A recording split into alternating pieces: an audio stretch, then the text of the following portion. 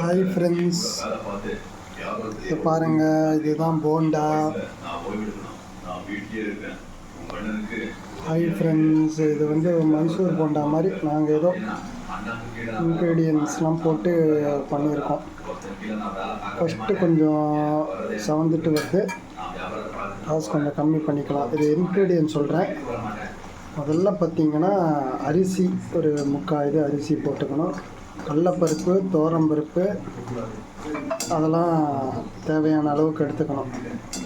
கடலம்பருப்பு, துவரம்பருப்பு, அரிசி தேவையான அளவுக்கு அதை போட்டுட்டு, பைத்தம்பருப்பு அதையும் கொஞ்சம் எடுத்துகிட்டு இதோட கலந்துட்டு, ரெட் சில்லி இருக்கும், காஞ்ச மிளகான்னு சொல்லலாம். அதெல்லாம் கொஞ்சம் சவந்துருச்சு. காஞ்ச மிளகாவை எடுத்து அதில் போட்டு 2 மணி நேரம் குறைஞ்சது ஊற வைக்கணும். அதை ஊற வச்சுட்டு இல்லை வெங்காயம் கலந்து, முடிஞ்சால் கொத்தமல்லி, கருவேப்பிலை வேணால் கொத்தமல்லி கலந்து போட்டுட்டு அதை இது மாதிரி பண்ணிவிட்டு, இப்போ தான் கலந்தாங்க இன்க்ரீடியன்ட்ஸ், அதை போட்டு பண்ணோன்னா இப்படி ஒரு பஜ்ஜி, ஏதோ சுமாரான ஒரு பஜ்ஜி ரெடி ஆயிரும். ஓகே, வீட்டில் ஹோம்மேடு ஃபுட்ஸு ட்ரை பண்ணுற எல்லாருமே இது பண்ணலாம். ஓகேவா?